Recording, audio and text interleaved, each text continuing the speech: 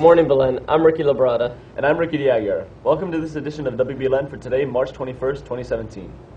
For some of us who don't always get to walk around and see all the physical changes on campus, you won't want to miss the renovation of the St. Joseph's patio. The patio was commemorated with the Mass celebrated on the feast day of St. Joseph. The senior class and their fathers were on hand to celebrate the life of St. Joseph. So the patio that's located between the cafeteria and the V section of Belen, it's always been called St. Joseph's patio because there used to be a little statue of St. Joseph's there. But a lot of people didn't know that because the statue was kind of, small and nobody ever saw it. So when we redid the kitchen, we had to redo the patio. And so now we've redesigned it with the architect George Hernandez, the same one who remodeled our chapel. And we're going to re-inaugurate St. Joseph's patio, who is the patron saint of the Universal Church. And we're going to take advantage of having the seniors with their dads and a few other people that we've invited, including the Garrido family, who are the ones who donated the money for the reconstruction of that space. Last week, Belen celebrated Ignatian Week, a week where we celebrate our Ignatian identity. Last Friday, the middle school partook in two amazing service projects. The 6th grade made 1,200 sandwiches during their theology classes. The sandwiches were dropped off on Saturday at Kamlu's house. The 8th grade, with the help of Caring for Miami, students packed 1,000 bags with food and school supplies for kids who do not have enough to eat. I thought it was really nice. I thought about all the kids that we would be helping, regardless of whether we knew them or not, regardless of whether we would ever see them. I felt that the service was really a spiritual thing and a really nice thing to do, because you know that no matter what, somebody tonight or tomorrow and for the next 3 days probably is going to end up with food. The federal government now temporarily banning large electronic devices on non-stop flights bound for the U.S. from 10 airports in the Middle East and Africa. They say electronics larger than cell phones will not be permitted in cabins. A U.S. official tells the CNN the ban is believed to be related to Al-Qaeda. Be sure to following information dug up from a recent raid in Yemen, U.S. airlines are not affected because none of them fly from the airports in question to the U.S.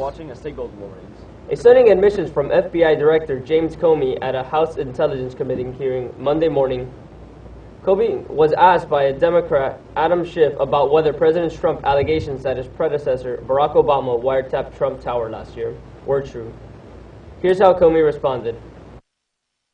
With respect to the President's tweets about alleged wiretapping directed at him by the prior administration, I have no information that supports those tweets, and we have looked carefully inside the FBI.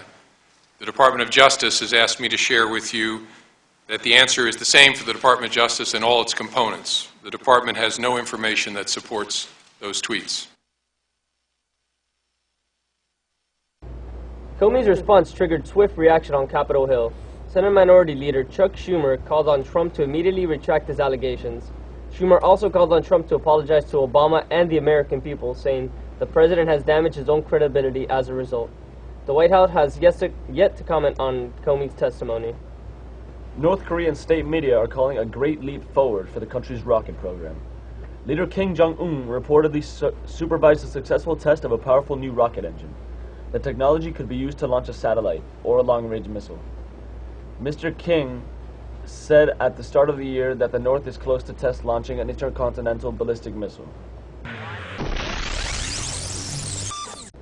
15 members of Belen's Troop 4666 of the International Thespian Society competed in the State Thespian Festival last week. Danny Martinez secured an excellent rating for monologues. Sion Besesser, Daniel Ferrer, Jose Garcia Chirino, Christian Perez, Beltran Ulloa, and Placido Valdez garnered an excellent rating in ensemble acting. Oscar Berlanga, Gus Gonzalez, Andres Larrea, and Javier Mederos captured a perfect score and superior rating in small group musical, while in duet acting, the teams of Dustin Dupre and Christian Perez, as well as the team of Gus Gonzalez and Javier Mederos, captured Critics' Choice, and performed in the 2,610-seat Morsani Hall to close out the festival performances. Congratulations to the troupe and their directors, Pancho Padura and Leo Williams. Congratulations to sophomore Andre Hall on his second straight win in the Chopin Competition Youth Division organized by Chopin Foundation. And he will have a concert on April 23rd at the Granada Presbyterian Church. Now stay tuned as we bring you weather and sports after these messages.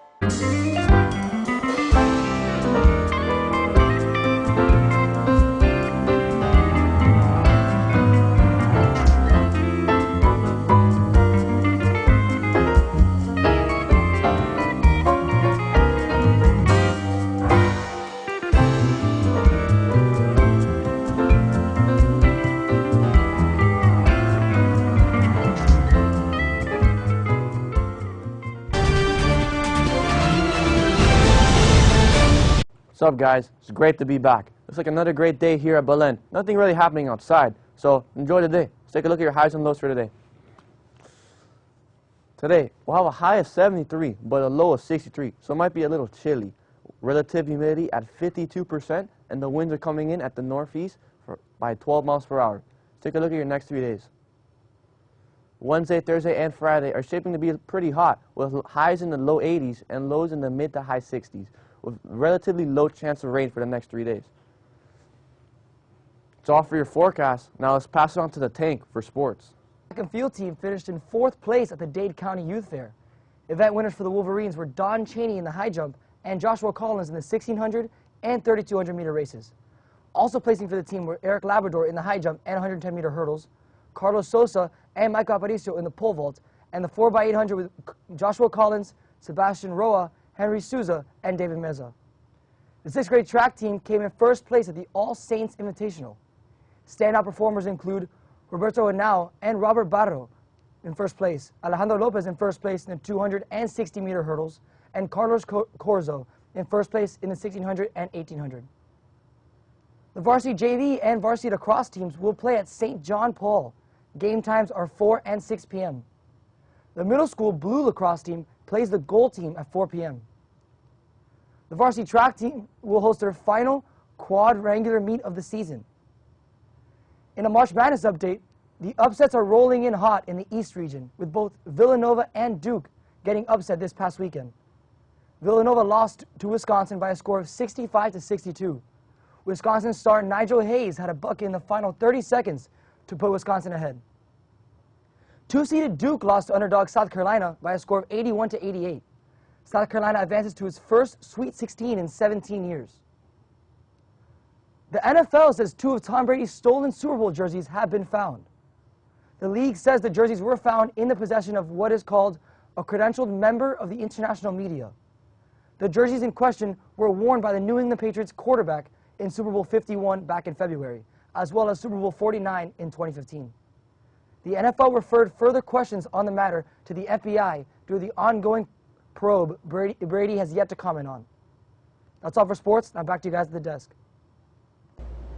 Thank you, Frankie. Be sure to follow us on YouTube, Twitter, and Facebook for all the latest news and pictures. I'm Ricardo Labrada. And I'm Ricky Aguiar.